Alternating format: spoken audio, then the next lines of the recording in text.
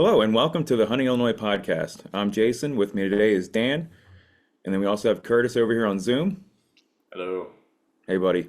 So today we're going to be talking about the National Deer Association's 2024 Deer Report. So we're going to do a deep dive into that, look at some of the trends and some of the highlights from that report, and you should go check that out as well. It's really well done. But first, we're going to talk about some of our upcoming events, and then we'll get into that report. So go ahead, Dan. Tell us what we got coming up. Yeah, we've got quite a bit coming up that's currently already released, but I do want to kind of give a quick mention. We are in the process of planning all of our spring turkey events, so we plan to have a lot of in-person workshops as well as webinars and things like that. So stay tuned for an expanded calendar. We should have a lot of those, turkey workshops solidified in the next week or two to give people time to prepare. So be on the lookout for those, but currently, we have quite a few events coming up. Some of them we're quite excited about. Some of them are new ideas that we've never really tried. Some of them are, revamping an existing idea and kind of building on an event type that we've done before, but kind of expanding on it a little bit. So we just kind of wanted to mention a few of these upcoming events. We have 2 webinars coming up this next week. So February 6th, which is a Tuesday at 6 o'clock, we have a new trap preparation, modifications, and tuning webinar. And then on Thursday, immediately following that, same time, 6 to 7:30, is an intro to trapping in Illinois. And these webinars will both be led by Curtis Twellman, who's an expert trapper. He's on the podcast today. So we'll kind of let him tell a little bit about the webinar structure and kind of what the curricula for these webinars are going to be. Sure. Well, I'll start with the one we've done before, which is just the intro to trapping in Illinois. This is going to be an entry-level webinar for anybody who might be interested in trapping. You've never done it before. You want to learn some more information. We're going to give the, sky level 50,000 foot view of everything. And trapping is you're talking about quite a suite of species when you're talking about fur bears, everything from the largest rodent in North America, the beaver, all the way down to the only marsupial we have in North America, the possum. So really interesting suite of animals, a lot of things going on there, different management strategies and different trapping techniques to capture them. So we're going to do our best to cover that in an hour and a half time frame for the intro to trapping webinar. And then the one we're doing on Tuesday is going to be a new webinar we've never done before. And this is going to be all about new trap preparation, modifications, and tuning. So everything somebody needs to know buying a brand new trap from the store, it's shiny, it looks, metallic and all that stuff, taking that piece of shiny metal and turning it into a piece of equipment that you can actually use in the field and be successful with. So there's a lot of steps to get there. And we're going to try to go through all those steps in a webinar on Tuesday. So it's going to be pretty cool, be pretty fun, some new stuff. Anybody that's ever been interested in trapping should definitely check both of those out, and hopefully we'll get you started and watch our Learn to Hunt page for more trapping stuff. We hope to have some in-person workshops and things like that for people next year. So start with the webinar, get your feet wet a little bit, and then hopefully next year we've got a in-person workshop where you can come out and really refine your skills. Awesome. Thanks, Curtis. And 2 of the other events I'm actually really excited about. One of them is February 10th, which is a Saturday. This begins at 10 a.m. and is at Jim Edgar Panther Creek, which is kind of near the Springfield area. It's kind of a good way to describe it. But this is what we're calling a deer butchering, packaging, and cooking with tasting event. So this is going to be a really unique workshop where we're going to bring deer quarters and go through the entire process of how you break down that quarter to its usable portions. How do you store it properly? How do you cook it? So we're going to go through essentially the whole gamut. And what's really cool is this is the day before the Super Bowl. And so a lot of the kind of tasting and recipes we're going to focus on are going to be, kind of unique appetizer dishes that you can, immediately turn around and try to serve yourself at your Super Bowl party the next day. So check out that one. And this one I think is going to be a lot of fun. This is a waterfowl identification workshop. So this one we're calling in the lab and in the field. We've partnered with the U.S. Fish and Wildlife Service out of the Chautauqua National Wildlife Refuge, and we're going to host this event there on February 17th, which is a Saturday. And we really timed this workshop to try to maximize waterfowl viewing opportunities because for me, when I first started learning waterfowl ID, I don't know about you guys, but you could look at a picture a million times in a book and then go try to see that thing out in the wild and you're like, well, you just don't make that connection. Yeah. So we're trying to maximize opportunity. So we scheduled this when we expect a lot of waterfowl to be in the area. So I think it's going to be a really fun workshop. You're going to learn a lot. You're going to get to really, bolster and test out your identification skills. So that's going to be a fun one. Yeah, it's great to learn both ways. It's good to look at the pictures and look at ducks in the field to really get a feel for those field marks. But like you said, Dan, when you're out there actually hunting, it's not like the duck lands 5 foot in front of you. Right. With the perfectly front lit. Check out this speculum. It doesn't happen like that. So a lot of times you're looking for different things for ID in the field than you are when you're looking at the book and ID in the pictures in the book. So we'll go over all those strategies at that event, and it should be a good time. So definitely register now, because I hear this weekend they're going to be pushing this event at Eagle Days, and it may fill up. So definitely sign up now if you want to get a spot, because once it's full, it's full. And to register, visit learntohuntil.com. There's also going to be a link in the description if you're watching through YouTube, or in the show notes if you're listening through your favorite podcast catcher. Mm-hmm. Yep. And then also to go back to that, I think, Curtis, it's called Ducks on a Stick is what we have in the description. That's going to be like a full body mount that we have that you can look at before we head out, right? Yeah, exactly. So museum study skins, basically, like it's almost a taxidermy mount, but instead of being an artistic rendition of a live duck, it's just, here's what the duck looks like. We're going to stuff it with polyfill and put it on a stick, and you can rotate it around and see it from all angles. So we're also going to have our giant book full of Ryan Askren's beautiful photos. So we're going to be able to look at these awesome photos, look at ducks on a stick, talk about these marks, and then go out in the field and practice this. And like you said, Dan, at a time of hopefully high diversity. Weather can do anything, but we're hoping to have hopefully when we're out there, we can see a multitude of different species and talk about how we can differentiate those different species while we're out there in the field. So it's going to be a fun one. Anybody interested in waterfowl ID at all, this one will definitely be one not to miss. Absolutely. Awesome.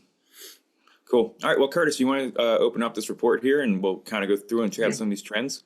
Absolutely. So yeah, you mentioned this is the NDA Deer Report. Let me share my screen here. Let me know when you all can see that. Got it. Yep. Got it. Okay, great picture of nice buck there on the cover. National Deer Association, United for Deer, NDA's Deer Report. Like Jason said earlier, we recommend you check out this full report in great detail. NDA does a great job at this, and it's a great way. So many of us get so focused on our own individual state.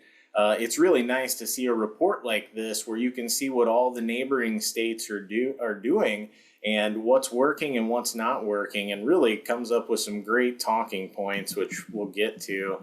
Of course, we had some awesome sponsors here. And one thing I'd like to point out too is, you don't also have to just view this document as kind of an understanding of what deer management strategies look like in other states. I use a lot of publications like this when I'm hunt planning, especially if you're interested in potentially doing an out-of-state deer hunt. This is a really useful document to start to be able to visualize some of the trends, look at success rates from state to state to state, look at non-resident success rates from state to state to state. And like Curtis said, it's really this very usable 1,000-foot view of what whitetail deer hunting looks like in this country. Now they do go into a couple different other species of deer, but the main focus is really whitetail deer with a lot of this report. And I think it's really useful even for us as hunters to just kind of look through this data, understand the trends, especially for hunt planning. This data, while it exists, it's often hard to find state to state to state. Every state houses it a little bit differently. Every state publishes it a little bit differently. But this report's really unique because you get all of that data in one spot, in one time, in one format. You almost have to have a master's degree in navigating state websites to find these things most of the time. So we find that when we're going to all these different states looking for these reports for ourselves, we find one in one state. Hey, all right, we're cooking. Now we go to the next state. Completely different process to find it, to access it. So yeah, definitely no joke there. And one thing I got to point out, the first thing that jumped out at me when I look at this is one of the first graphics you see in this whole thing is a big thumbs up next to Illinois, which is kind of sad. But then you look down and you're seeing a lot of thumbs downs. And the only thumbs up that you see right there in that little graphic is Ohio. And it explains right there in the description that they had an extra gun weekend. So obviously, when you throw in an extra firearm season, probably going to go up. So yeah. Mm-hmm. And I would like to just clarify about that. Yeah, I know. Okay, we can talk about it later. Sure. When we get to the numbers, it's a little misleading, but still, you like open it all. It smacks you in the face. Yeah. I'm gonna look at my deer report and then Illinois. Anyway. Keep going down here. Now they've got some really interesting graphics here. These are the things that we can really look at. These are things that hunters are interested in. What are the top states for antlered buck harvest? Go through there. In general, you're going to find that these top states for antlered buck harvest are going to follow just the top states for hunters. Texas has a ton of hunters. Michigan, Wisconsin, Pennsylvania, Missouri. These are some of the states with the most hunters in the whole country, and also just happen to have really good deer habitat too.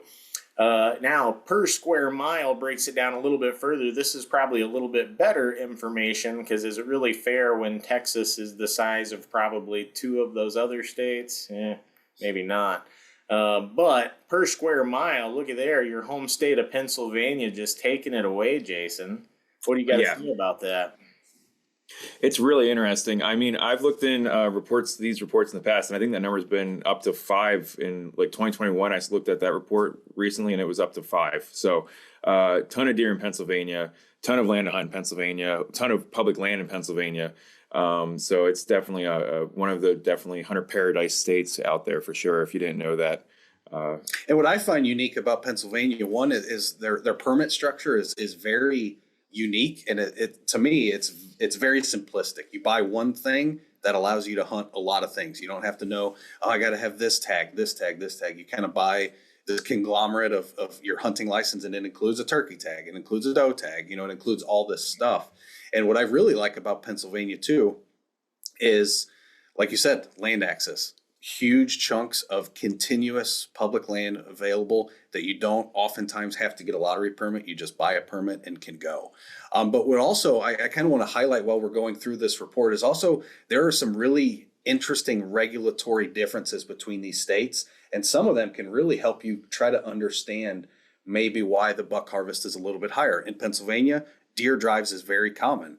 In Illinois, that is completely forbidden. It's not a permissible activity while you're deer hunting. You cannot drive, where in Pennsylvania, it's almost a part of the deer hunting culture. That's how a lot of people deer hunt is up in the mountains, driving. For sure. Yeah. Now, is Pennsylvania pretty friendly to non-resident hunters? I've never absolutely in terms of license cost and opportunity, very friendly. Something that's maybe what do you guys feel about this? But they have a point system over there. You have to the buck has to have 3 on one side. Mm-hmm. So not only is it the most bucks harvested per square mile, but those are bucks that have at least 3 points on one side as well. It's a good point. Yep. And other states have I've hunted several states over the years. When I hunted Kentucky for quite a while during college, we had an antler restriction. I did not personally like the way they had theirs structured at the time.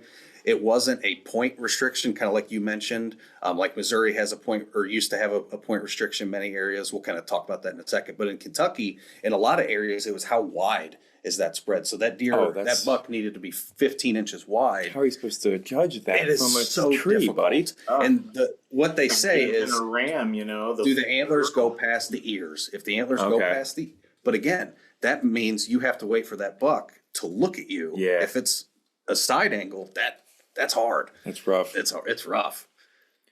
Well, it is tough. Yeah.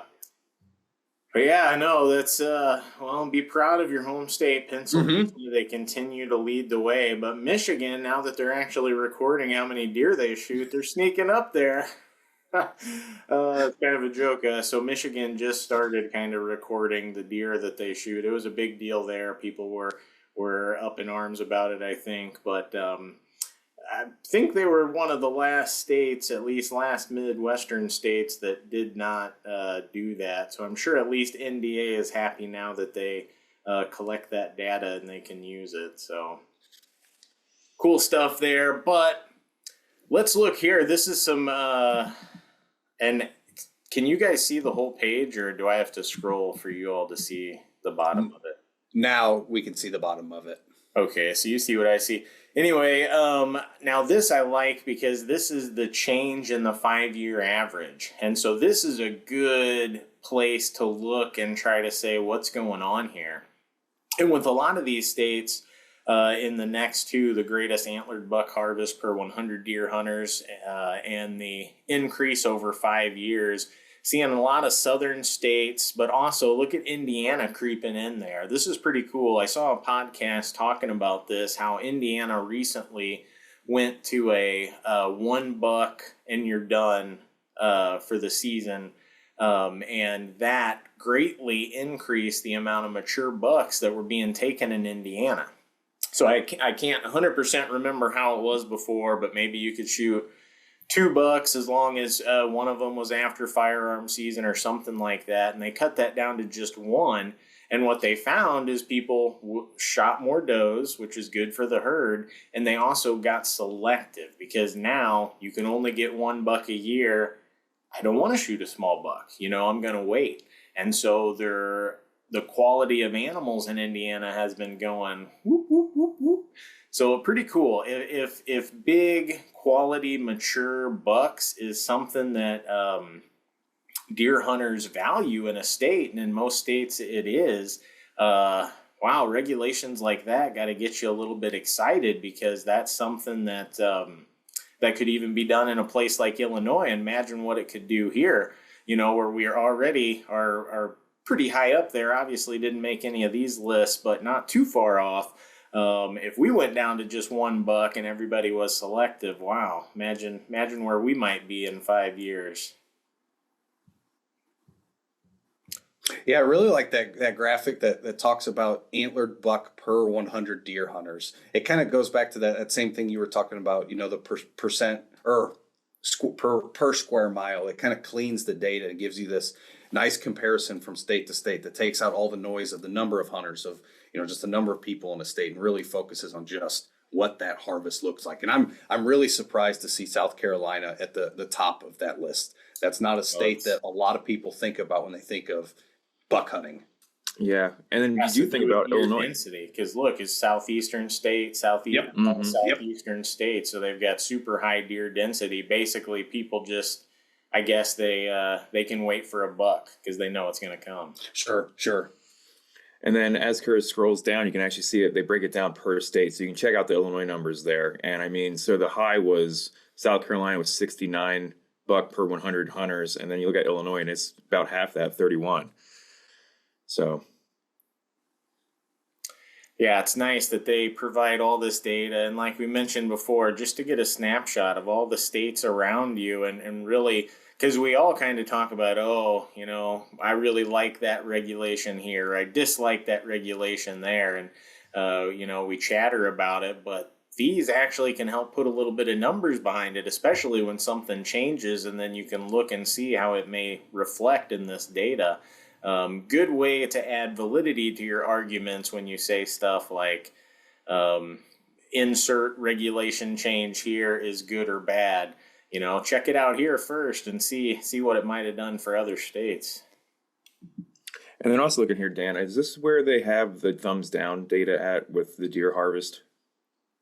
I don't think here, because that was firearm harvest. This is just antlered buck harvest. Gotcha. But since you brought that up, sure, I'll kind of talk about it a little bit. So like Curtis mentioned, that a little misleading just because it's kind of the first thing you see. It might be like, oh man, Illinois is not in a good shape. In reality, it was really only like 200 or 300 less deer than 2022. So in my opinion, I kind of view that as statistical noise more than anything. I mean, that could just be a weird weather day. It could be a sick outbreak in an area. A lot of hunters got sick and didn't make it out. I mean, it's a very small number across the grand scheme of things. So I kind of chop that up as just statistical noise more than anything. Yeah. And I don't blame the thumbs up, thumb down. Oh no, I mean, it's true. They got it did go down. They got to highlight something, but Yeah. Yeah, when you look into it, it might not be as big of a deal as the graphics might show. But that's why I value this report so much, is that it shows the raw data. It doesn't, there's a lot of reports that you'll see that'll have a graphic like that. You have no idea. But with the report like this, where you actually can see that raw data and can see that change present in the data, it gives it a little more credence and kind of gives you that, understanding of what that graphic was actually showing you. For sure, yeah, and fairly consistent data across the board there for Illinois, showing 2020, 21, 22, not 6 to 3% different all across there. So not quite as volatile as some of the states, which is a good indication of a healthy deer herd and all that stuff. So yeah, it really seems to me that we're kind of reaching that plateau, during 2020, my goodness. 2012. 2012, thank you. Got you, buddy. We had a really big EHD outbreak that really decimated the herd in a lot of areas, specifically a lot of the public land that you and I hunt, Jason, and Curtis even hunted it quite a bit last year. We're starting to see that herd really rebound. It takes a few years for, when you have a substantial die-off like that, it takes a while for those numbers to really rebound. And I think we're at a place where we're starting to really see that plateau, and it seems like we've kind of, re-caught up to where we were before that EHD outbreak in 2012. all right, so now on this page we got some pretty cool stuff. So we've got the lowest percentage of yearling bucks in harvest, followed by the highest percentage of yearling bucks in harvest. So I'm going to start with the lowest percentage of yearling bucks in harvest. The leader of the pack, the top state, Mississippi, tied actually with Oklahoma, both of them with 9% of yearling bucks in their harvest. Then followed by Louisiana at 10, Arkansas at 11, Florida at 13. So we've got a lot of southeastern states on here and Oklahoma, basically states with very big, large deer populations. I guess it makes sense, right? People have a lot of options. They're choosing not to shoot small deer because they want a bigger deer in their freezer, right? And anecdotally, just from what I know of a lot of these states, a lot of those states that are listed on that have a very robust firearm season, far in excess that any Midwestern state offers. So like you said, not only do you have a bigger deer herd, but you have a very good opportunity to be very selective about your harvest.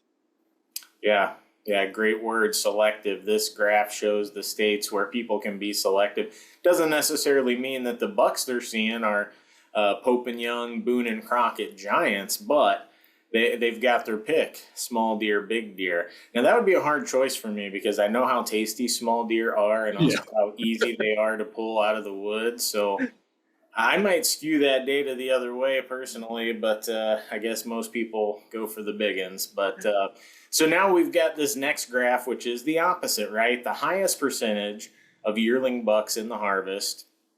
Leading the pack, New Jersey. Awesome. Yes, they can lead in something. I'm sure they're excited about that.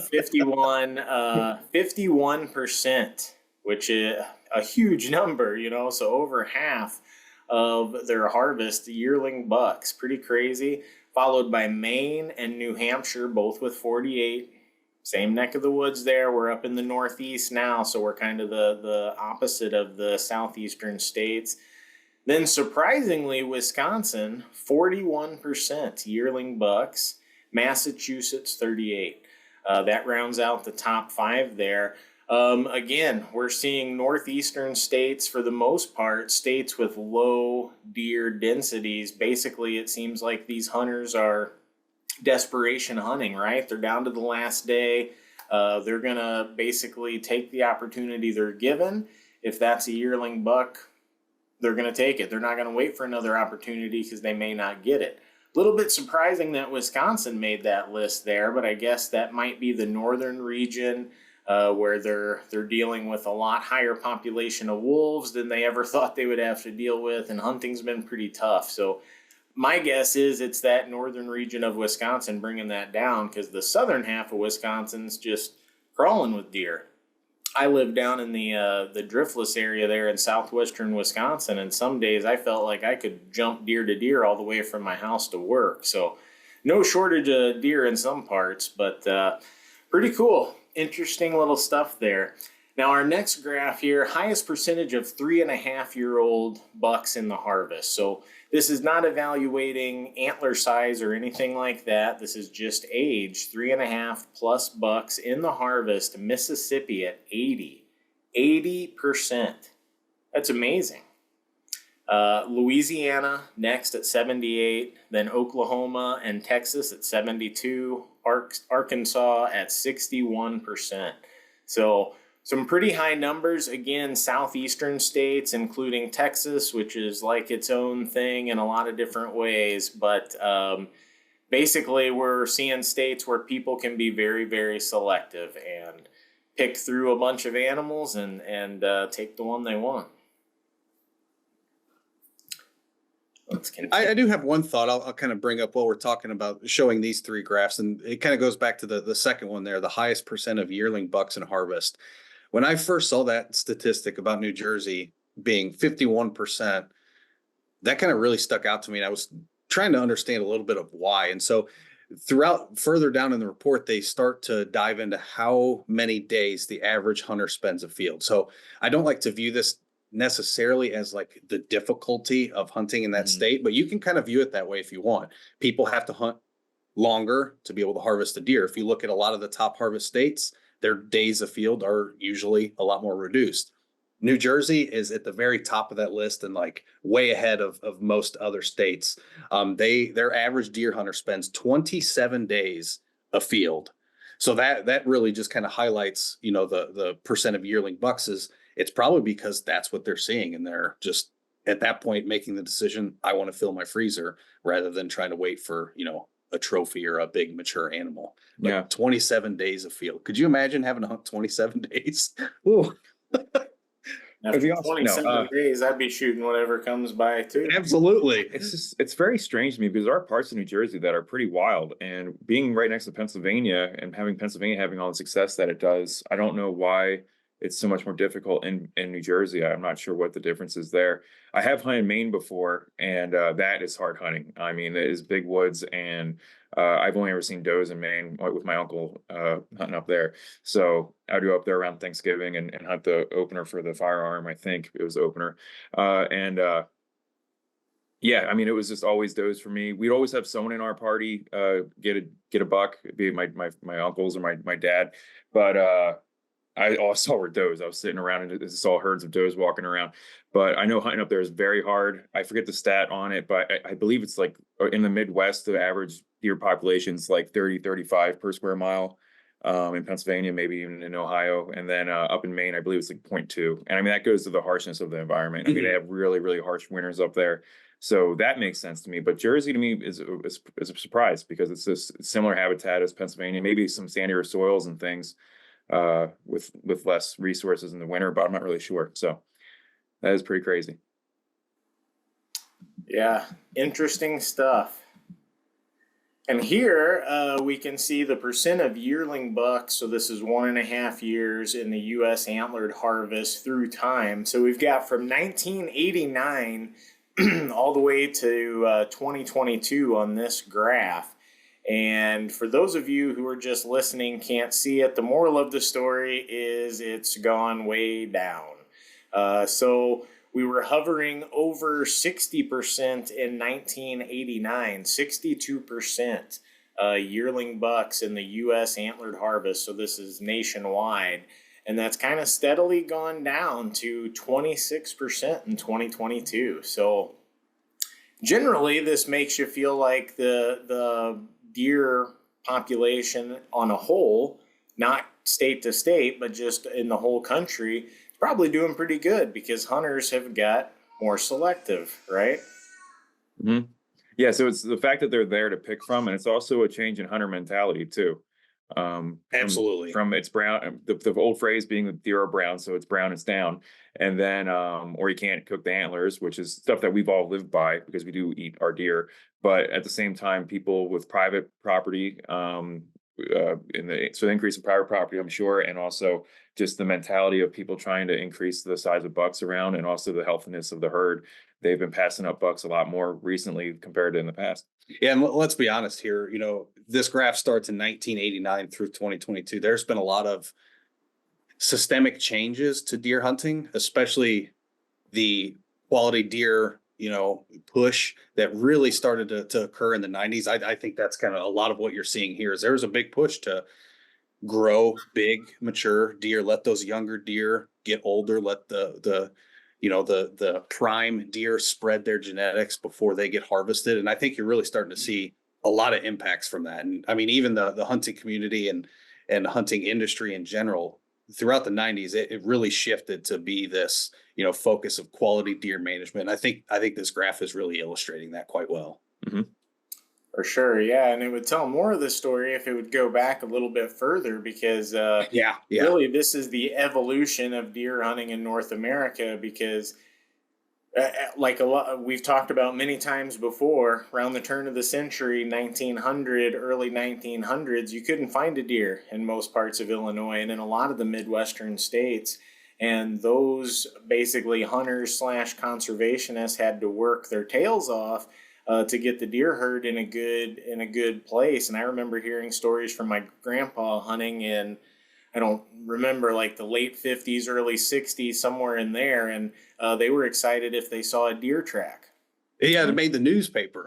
Yeah, exactly. So what is considered success for a deer hunter has changed a lot over time. And it's a testament to the success of those early conservationists. They got the deer herd so healthy that now we have the luxury of being selective. We're not looking for a deer track. We go to the habitat. We know the deer are there. If you want to look for a Pope and Young class buck, you can do that. You're not going to get one every year unless you're, somebody crazy, but the chance is there. So pretty cool stuff. And really shows the success of hunters and the North American model for wildlife conservation too.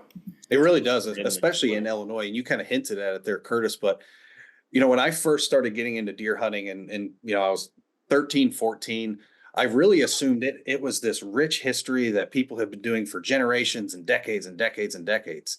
In reality, I mean, there was about 60 years where you did not deer hunt in Illinois. I think our first, what we kind of considered as the modern deer season was in the late 1950s. Mm-hmm. And prior to that, there was a complete, essentially a prohibition on deer hunting. Cause like Curtis said, the numbers were so bad, but it really shows the proof is in the pudding at how successful these conservation efforts were to grow these populations to what they are today.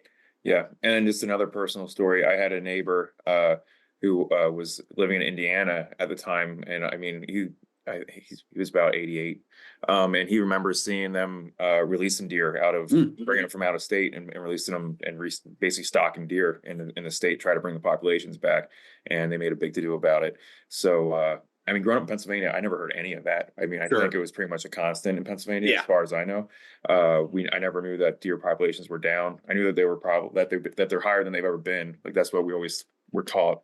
And they always talk about the heydays in trapping and heydays in small game. But when it came to deer, we were at the heyday in the 90s and current, it's still going. Sure. But yeah, I mean, it's just such a crazy thought that there was a time where they didn't hunt, and also turkeys as well is another success story. And we were talking the other day how we always focus on the negative, never talk about the successes. And deer is a success, turkeys are a success in Illinois. Otter, success. Elk, not necessarily in Illinois, but the waterfowl, black bears in a ton of places. Again, not necessarily Illinois, other than the occasional Bruno that wanders through, but not normally. All right, so let's look down at Illinois, of course, because that's near and dear to all of our hearts, and we're looking at the percentage of antlered buck harvest by age class. So NDA just has data from Illinois on 1.5-year-olds. They didn't get the 2.5 and 3.5-year-olds. We think that data does exist. They just weren't able to get their hands on it. So unfortunately, we don't have it here to talk about. But what we do see in Illinois is for 2020, 37% of the antlered buck harvest was 1.5-year-old. In 2021, 36%, and in 2022, 36%. So 1% difference over 3 years that's a good indication of a nice, healthy, stable deer population, I think. So, unfortunately, we don't have the 2.5 and 3.5 year old data on here, but yeah, it looks like it could be as consistent as the 1.5 year olds. That would show we've got a pretty healthy, stable population here. Yeah, and I kind of find the Indiana numbers a little bit intriguing too. From 2020 to 2022, you see a pretty big increase in that percentage of buck harvest is a year and a half old. And you can see that the tailspin of it in the 3.5 year old class, you can see we went from 41% in 2020 to 23% of the harvest being, what most people would consider a mature buck at that point in 2022. That's interesting. Where the region average stayed pretty consistent across the board. Mm-hmm. Yeah, and it would be cool to see how this goes a couple years in the future, because earlier in this report we saw how Indiana was one of the biggest jumps up, but it was in a year 2023 that's not included here. So pretty cool. Indiana's got a lot more of the yo-yos than Illinois. Yeah. Which, does that mean their deer population is up and down, or is that more an indication that they're kind of pulling some strings when it comes to regulation changes? I know they have had some fairly big ones in the recent past that we've already kind of mentioned. You can also see how Michigan wasn't reported until this year too. So that goes back to them not reporting their deer harvest at all with the new implementation of harvesting. So that's good to see. We want to see all that data helps us all understand what's going on. So hopefully all DNRs out there are able to get this data put together for us to check out. For sure. And welcome to the modern world, Michigan. I hope you enjoy it. There are some good things and some bad things, but thanks for the data. All right, more cool stuff. This report's just full of awesome graphs here, but this is just the total antlered harvest, antlerless harvest. Again, there's some cool things on here, but Texas, Pennsylvania, Wisconsin, Georgia, Alabama, the top states for antlered harvest. For the most part, this is the states with the most deer hunters. So states with a bunch of deer hunters are shooting the most antlered deer. The vice versa. Sorry, what was that, Jason? Sorry. You're saying antler. It's antlerless, buddy. Oh, antlerless. Sorry. Yes. Antlerless harvest. Yeah. So the states with the most hunters are shooting the most antlerless deer. Not a huge surprise there, but the next graph is where they break it down into antlerless harvest per square mile.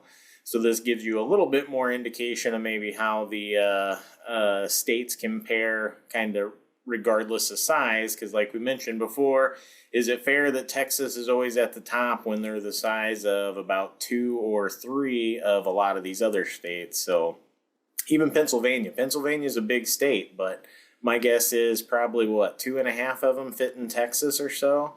I don't know. We can do that math later, but anyway, in the per square mile graph, Delaware leads it. Antlerless harvest per square mile, 6.4. Pennsylvania, 5.8. Maryland, 4.6. Alabama, 3.4. And Wisconsin, 3.3. So kind of across the board in this one in terms of region, whereas most of these graphs have been pretty much relegated to one region or the other. Now we've got Northeast, we've got Southeast, we've got Midwest, all in the same graph. So it would be really interesting to see that broken down by the number of opportunities to harvest antlerless deer with a firearm.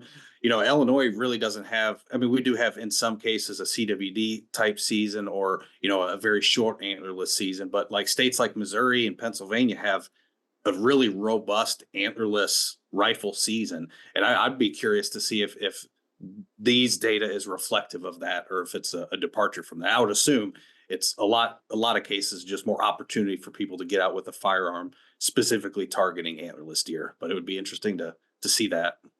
Yeah, Pennsylvania gun deer season I remember as being about a month and a half. It goes from Thanksgiving all the way to January 15th. And it shuts down around Christmas time for a week or so.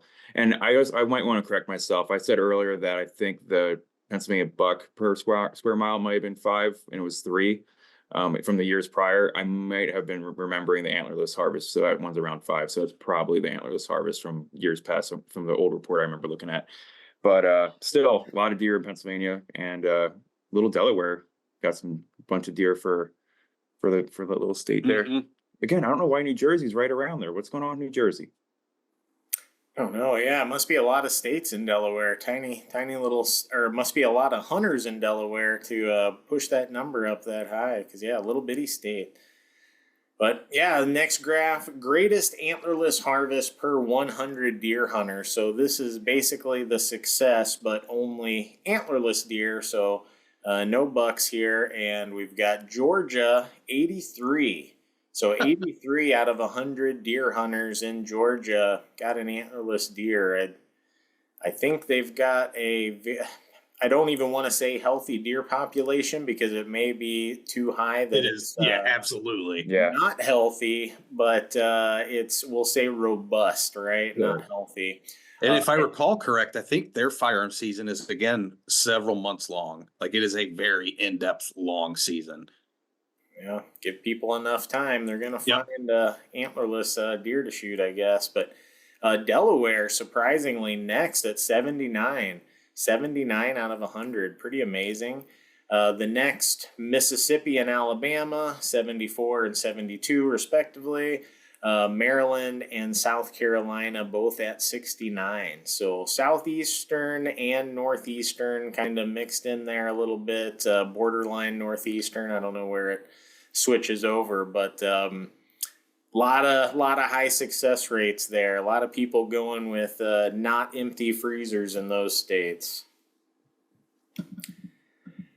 And then the antlerless deer per antlered buck harvest. So this could be thought of as the doe to buck ratio.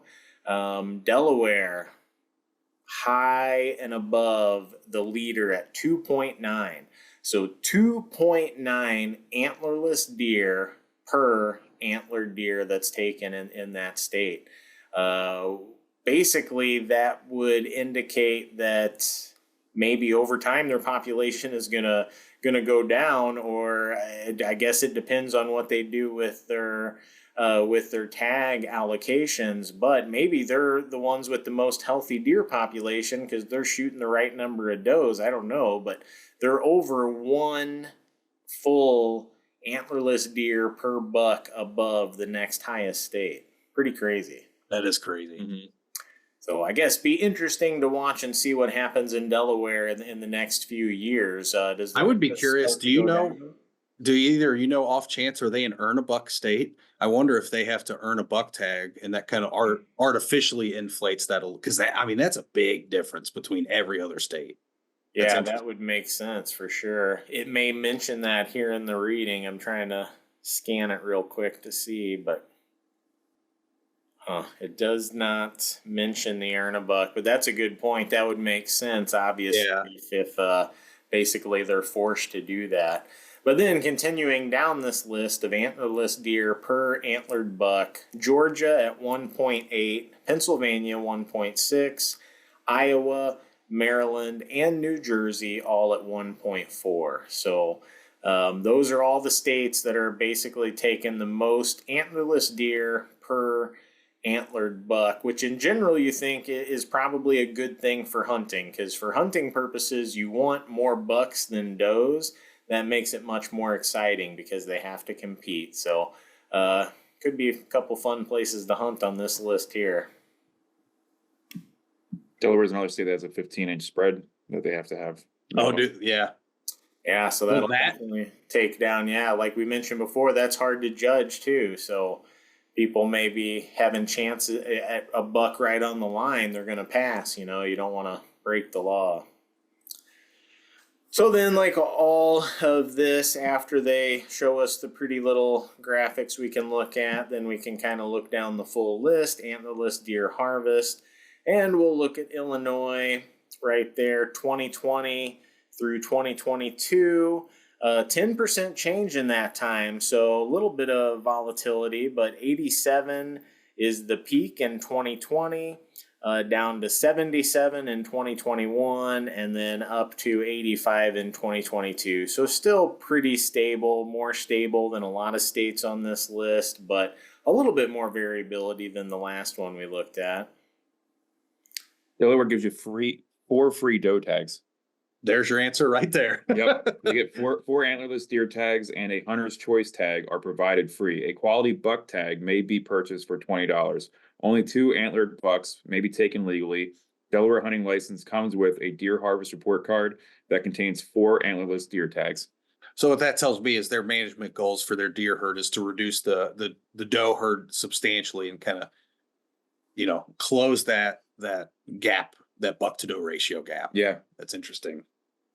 So if any states are looking to shoot about 3 does per buck, just do what Delaware did there. Yep. Michigan was. I just saw a report. I mean, you guys can look this report up, but Michigan was begging their hunters to shoot more does this year. Almost every state begs. Yeah, and they weren't successful in that. And I think their harvest rate was actually down 10% this year for 2024, which isn't reflected in this report yet. We'll see that next year. I mean, Missouri is begging hunters so much that they basically created an entirely new antlerless firearm season that first started last year. And what's really unique about it is when it is. It's an early antlerless. Most antlerless seasons tend to skew towards the later portion of the season, but this one they're like, no, we want to get these does down quick, and so they designed a new, I think it was either 3 or 4 day antlerless season right at kind of mid-October. Mm-hmm. So lots of states are trying to push people to harvest does. So yeah, so again, deer are a success story, and in some places they're so much of a success that we need to manage them properly so that way they aren't.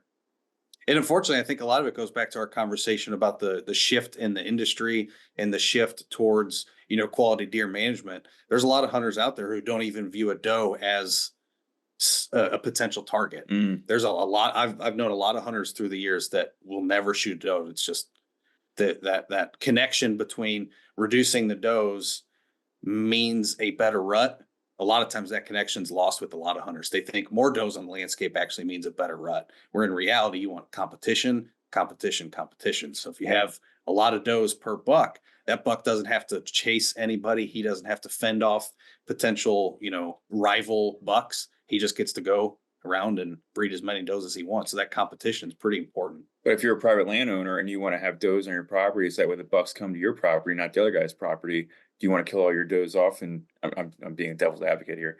But and again, so if you're a private landowner and you think that you need does on your property, well, first of all, you better have a huge piece of private land. If you think you're managing your deer herd alone, it better be several square miles. Yeah, because deer frequently travel. But yeah, but you're saying ideally there'd be less does on landscapes, so that way bucks have to go look for them. If you want good rut activity, that's how you get good rut activity, is close that buck to doe ratio so that there actually is competition for that resource, which in this case is a doe. Mm-hmm.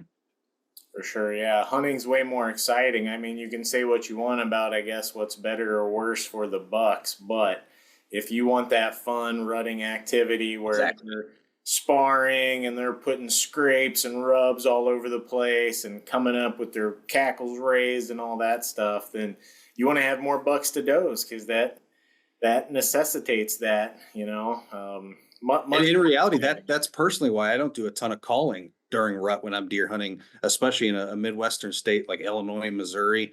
That competition is lost. So the calling doesn't really get that same response that it would in, say, a state that has a very tight buck to doe ratio.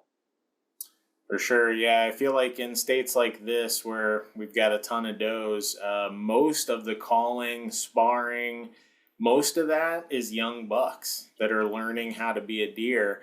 And then once the bucks are established, they're like, I don't have to do that too much. No big deal. Whatever. So anyway, we'll blow through some of these graphs here. Now we've got the lowest percent of fawns in the antlerless harvest and the highest percentage of fawns in the antlerless harvest. So this is just does. They're looking at the number of fawns and the number of non-fawns. So this could show a bit of selectivity if people are choosing for large deer. It could also tell you more about just how the general reproduction of that state is doing in general, because maybe you'd say, people maybe aren't judging does very much. Just if they decide to shoot a doe, they're taking a doe. So this is more a general representation of how good reproduction is doing. And anyway, so if we look at the lowest percentage of fawns in the antlerless harvest, Texas with 3% of their antlerless harvest was does. That's a crazy low number, followed by Kansas at 4, Mississippi at 6, Louisiana at 7, Indiana at 8. So interesting, different regions there. Our first appearance of Kansas, I think, on this list, the list that we've seen. Pretty cool. And then the vice versa, the highest percentage of fawns in the antlerless harvest, we got Massachusetts leading the way at 41, Ohio at 38, New Hampshire at 35, and then Pennsylvania at 33, Missouri at 32. So 32% of the antlerless harvest in Missouri were fawns. Does that mean really good reproduction? Does that mean that there's a lot of people there like me that want to shoot the small one because it's tasty and it fits on your barbecue grill? I'm not sure, but interesting stuff there. The next little graph is the highest percentage of 3.5+ year olds in the antlerless harvest. So what state has really old does? What state is maybe hunting not a significant mortality factor, so these deer are living a lot longer? See Texas at 66. You know, is that because everybody's buck hunting in Texas? Not many people shooting does, along with a high population? You know, could be. Following states, we've again got a lot of these southeastern states along with Oklahoma, so very robust deer populations. Louisiana, Mississippi, Oklahoma, and Alabama all following Texas for the highest percentage of really old 3.5-year-old plus does in the antlerless harvest. That's really, I find a cool statistic, especially when you compare the lowest percent of fawns and the highest. I mean, Texas doesn't shoot fawns. Nope. And they shoot old does. Yeah. I have kind of a theory. I want to see what you guys think. Texas is a very unique style of hunting. It's very open. You're watching a big expansive area. So you're able to see, in my opinion, multiple deer at one time. Because I know for me personally, if I'm up in a tree stand and a doe comes by that's alone, it can be quite difficult to try to get a size or an age of that specific doe unless she's in an area that you're very, familiar with and you have some kind of size reference, or if there's a nearby doe that kind of gives you that size reference. Where in Texas, I wonder if the landscape is just so open that when you see one, you can very clearly tell that's a fawn versus an adult. I don't know. It's interesting. I think it's 100% intentional. I mean, Curtis has been down there, but I think it's the opportunity that they have. They can see multiple deer. There's a lot of deer there. They also, I think if you keep going down, we'll see it here in a second, but the amount of private land versus public land, they're in the 90th percentile for private land for all deer harvested. So they probably have ownership over the herd that they're looking at. They probably are more management minded compared to other states where you're not only just trying to manage a deer population, but you're also not competing with other hunters on all this private land they have down there. So they have the luxury and the opportunity to be as management minded as they want to be, and they're showing it in what they're harvesting. For sure. And don't forget their basically hunting methods predominantly in Texas. A lot of people sitting over automatic feeders. So they've got all the time in the world to look and analyze probably a big group of deer. And also another thing we should mention, Texas, the body size of deer a little bit smaller, quite a bit smaller, in fact, than Illinois. So when you're dealing with a fawn, a young of the year deer in Texas, I mean, you're only a step or two away from a big jackrabbit. So that may play into it too. They want something substantial to put their tag on. All right. And here's a nice little pie chart that kind of gives you the 2022 percentage of antlerless harvest by age class. So this is only antlerless deer. 19% fawns, 19% 1.5-year-old, even split there, along with 2.5-year-olds right at 20%. The biggest bulk, 3.5+ years, so anything 3.5 and older, 42%. So almost half the does shot are getting pretty old in whitetail deer terms. You know, that definitely leads me to believe that more does across the country probably are needing to be taken. So doe hunters unite. We need to grow and spread our message that shooting does is cool again, or something like that. And then, like always, they got it broken down state by state. And again, for Illinois, we don't have the data here, or NDA rather didn't have the data for anything above fawns, unfortunately for Illinois. But we look 2020, we had 27%, followed by 30% in 2021, and then 14% in 2022. So kind of a significant little decrease there from 2020 and 2021 to 2022. Not sure exactly what that might say, but it's about half of what it was. Mm-hmm.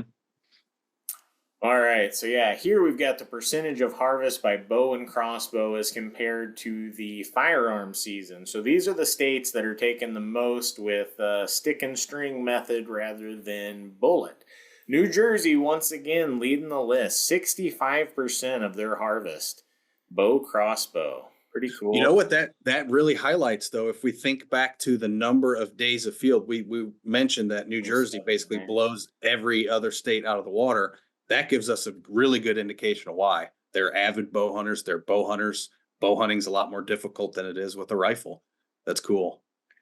I'm looking up just quick googs on the New Jersey hunting because their numbers are so curious. They have a 6-day firearm season.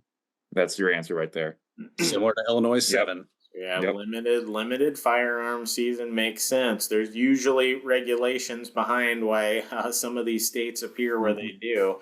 Mm-hmm. Now, there's kind of a pretty large decline going from New Jersey to the second and third states on this list, which are both at 47%, and that's Connecticut and Ohio. So we're down below half now. But still pretty high. 47% of the deer taken in Connecticut and Ohio are by archery methods. Right there with it, Massachusetts at 46, and Illinois, look at that, we made the list at 43. Now, this is not surprising to us, of course. We know this. Illinois is what we call an archery deer state. When you couple in the factors that the firearm season is quite restricted, and you add into that especially on public land, you have to draw in advance, and there's some issues with that, whereas archery is open. You get an archery permit, you can hunt where you want. We've got a long archery season. We've got a lot of deer around. Not surprised to see Illinois on this list at all.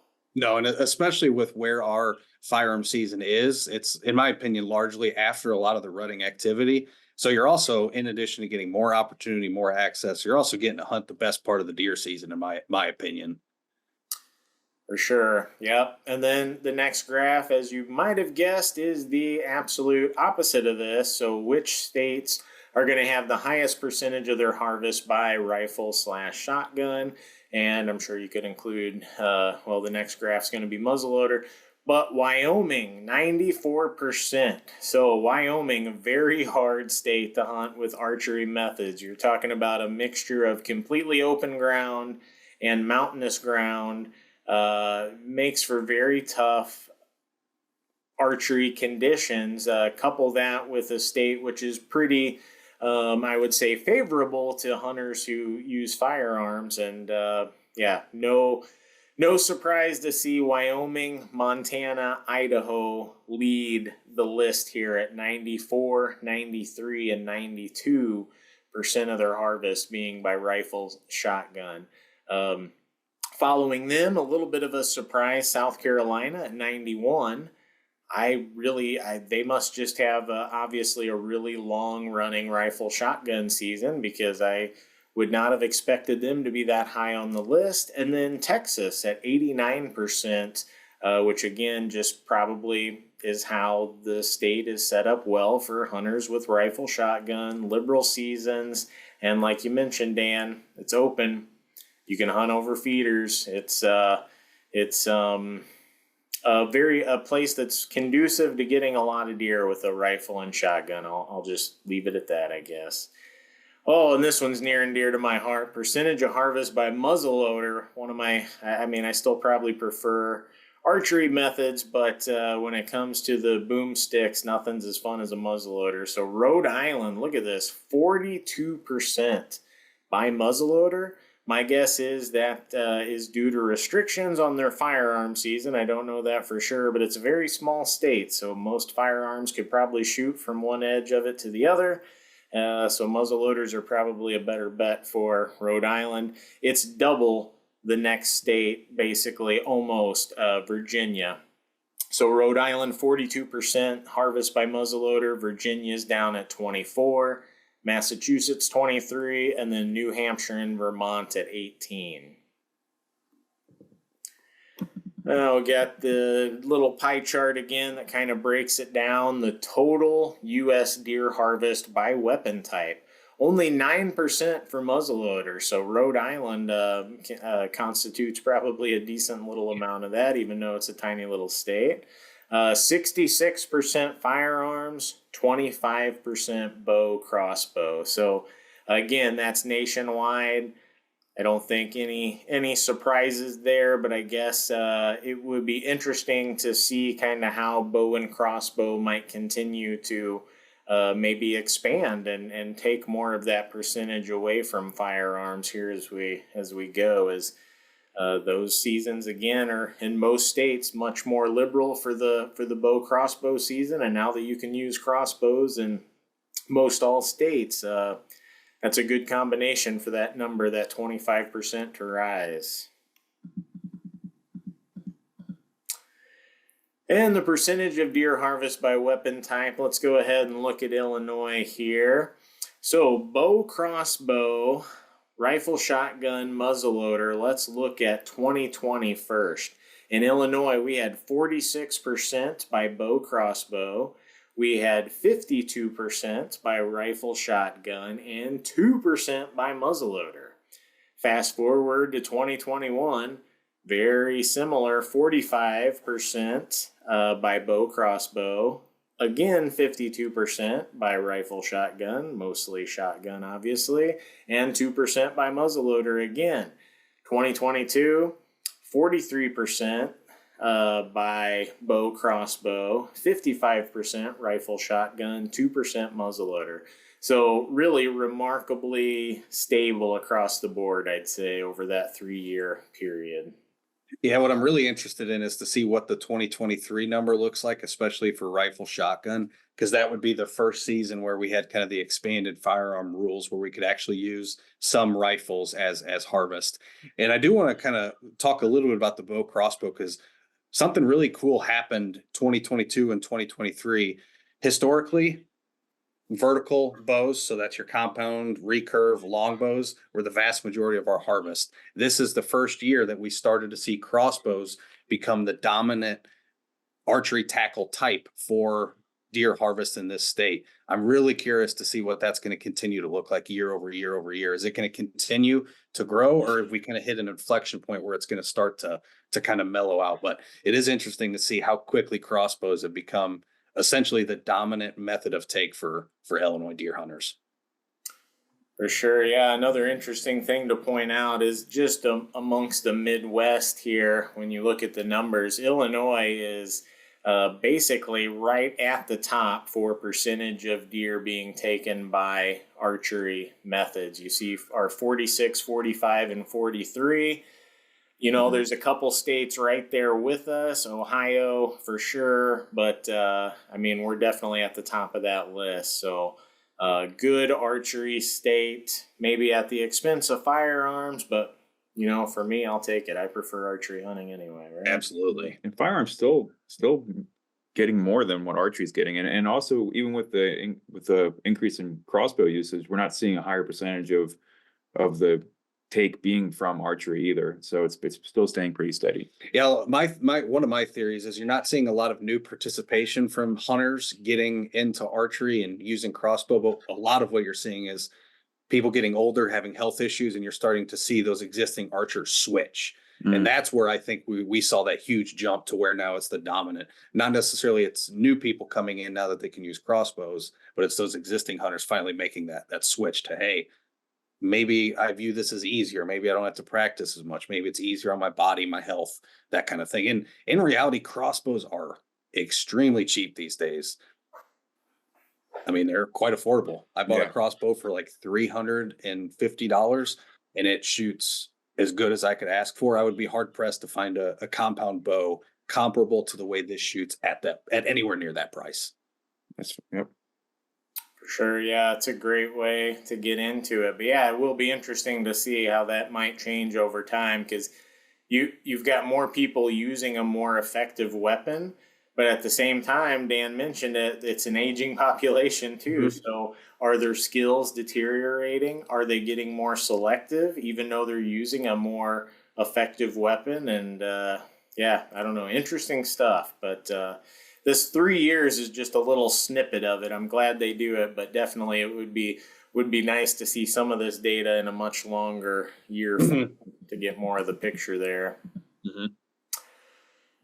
And they've got your references where you can look up a lot of this information for yourself. Again, really good report. We definitely recommend everybody. We're not going to go through the report in its entirety. It mentions a lot of diseases that are prevalent within deer that you might want to know a little bit about. You can read about all those. Tick and tick-borne stuff. Gosh, we've talked about this a ton, guys, and I've mentioned it before, but my dad has alpha-gal syndrome now, so I'm learning a ton about this as we go, and this is a big concern for people. I've learned much more about just the percentage of people across the Midwest who are getting alpha-gal and these other tick-borne illnesses. That some of these things affect deer too. So, wow, ticks are pesky critters. I don't know. I know Aldo Leopold said every critter's got its place, and you don't want to start removing parts, but man, I would highly think about it with ticks, you know. Absolutely. Sorry, Aldo. That's an ecological niche that does not necessarily need to be filled. Yeah. It's when I was younger, I think I despised mosquitoes more than ticks, but now as I've gotten older and some of these diseases have gotten more and more prevalent, Lyme's disease, Rocky Mountain spotted fever, alpha-gal, ticks are much more frightening than mosquitoes now.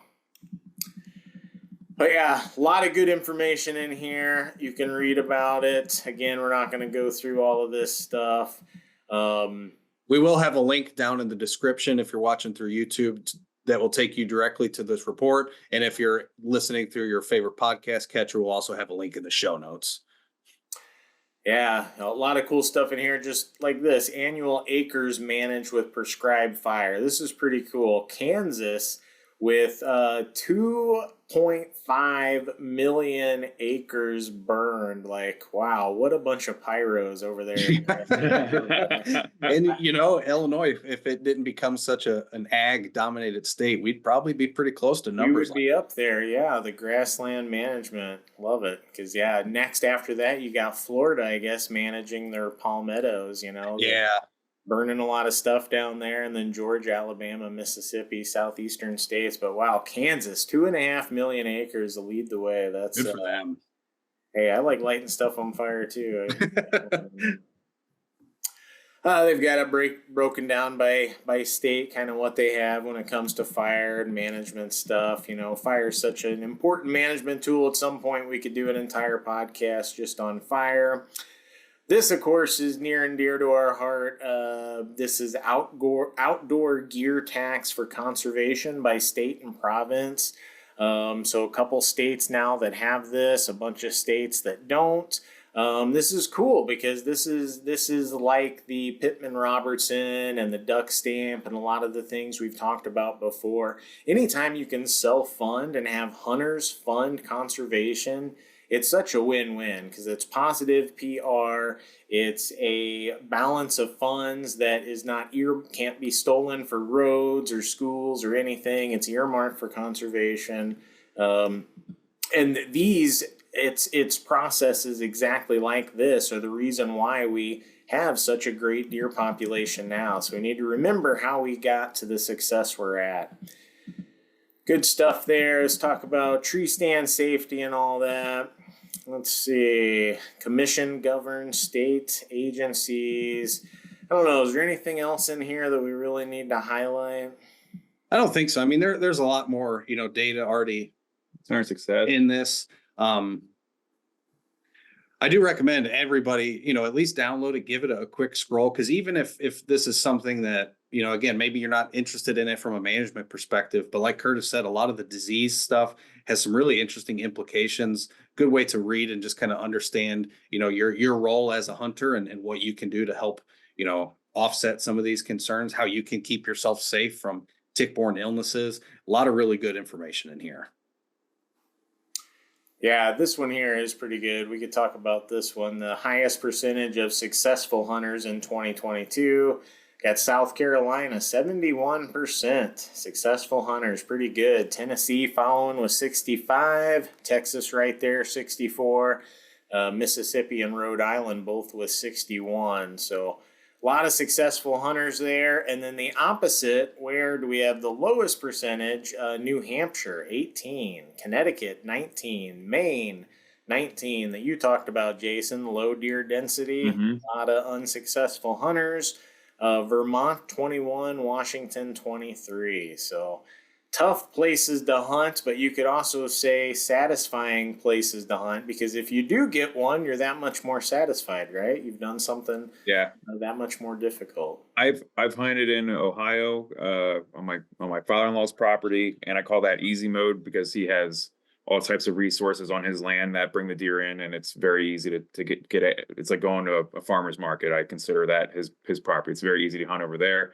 Hunting public land in Illinois, I would call moderate hunting, and then Maine is definitely difficult, the difficult mode. So however you want to push yourself and in the adventure you also want to see out of hunting, there's a lot of ways to do it. A lot of it's tied to method of take too. If you scroll back up and look at those top 5 highest success rates, guarantee it, those are going to be states where their harvest is highly dominated by firearm hunters. Mm-hmm. Yep, absolutely. And maybe with methods that make it a little bit easier too, whether that's baiting or whatever it might be. But yeah, definitely. Well, and we might as well look at Illinois where we rank, because they do have the percentage of successful deer hunters here. Percentage that shot at least one deer, and they've got kind of a assortment of dates here. So in 2011, 43% of Illinois hunters shot at least one deer. Didn't have data for 2017 for NDA for some reason there. It does exist, but they didn't have it. For 2019, 41. For 2022, look at that, a pretty substantial decrease down to 29. So that's kind of interesting there. We see a much more consistent data set. If we look at the percentage that shot more than one deer, we got 15% in 2011, a couple of years of missing data for NDA, and then 13 in 2022. But yeah, any thoughts as to why it would go down from low 40s, 2011 to 2019, and then in 2022, we're down at 29? 2022 was a bit of an odd year in terms of weather. I know there was some, I'm just thinking back on my own personal hunting. Rut didn't seem to really trigger as hard as it does some years. I think you were getting a lot of overnight activity, not a ton of daylight rutting activity. So I think that's probably a little bit at play there. And I think a lot of it comes back to what the weather does during firearm season. Most states, the vast majority of their harvest comes in that, whether it's a week, 2 week, a month, like some of these other states come from that window. Weather can be very influential during that window. If it's warm, it was in the 70s. You're going to see a lot. Yeah, it was in the 70s that I remember, because my dad came. That was the one time my dad came to Illinois, and I was like, I finally got these public lands figured out. Come on over. I can try to get you on something. And then it was 70 degrees the week he was here. I remember I shot a buck the second day of the first firearm season, and it was literally blowing 50 miles an hour wind. I have a video of me as the deer's walking in, and you just see I was laying in prairie grasses, and you just see the grass completely on its side. The wind was blowing so hard, and the only deer I saw that entire day was that one, and it was with maybe 10 minutes of legal light left. But the harvest numbers didn't really go down that time too. Do you know about license sales? Was there actually more hunters in Illinois that year? I can't recall offhand. I don't know. Yeah, I was gonna say It's always compounding factors. It's never one good, clean reason for why, there's a big shift like that. It's usually 5 or 6 things that all kind of add a few percents here and there, and they total up to something. So so say that harvest numbers were the same and the sale was the same, just more people go back. Can you go back up to that chart there? Yep. Did more people get more than 2 deer? Like, was it less people got a deer, but more people got more than one deer? We didn't have the 2019 data for that, unfortunately. See, because it was 13. And there was also a pretty big EHD outbreak during that year, the summer before that season. Again, not anything like it was in 2012. Yeah, but there was some of that at play too. Also, that 2011. Yeah, let's go back to that 2011 number there. I mean, yeah, when it came back, it was 41%, but the 43% was before the EHD outbreak in 2012. Yeah, it's all interesting. It's fun to try to figure out what's going on, but it's hard to tell one thing, like you said. Yeah. Oh yeah, it's often hard to nail it down, but it's fun to talk about what it might be. Yeah, because you can even look at that same chart and see other Midwest states that followed a similar trend, like Kentucky. They went from 39 in 2019 to 28 in 2022. So they had a very consistent decline, as did Illinois. So it's interesting. It wasn't just an Illinois thing. Yep, and we mentioned this before, but New Jersey leading the way with the highest average number of days afield per year for deer hunters, 27. Wow. Dedicated hunters there, followed by Alabama, 23, Georgia, 22, Arkansas, 20, Rhode Island, 20, Virginia, 20.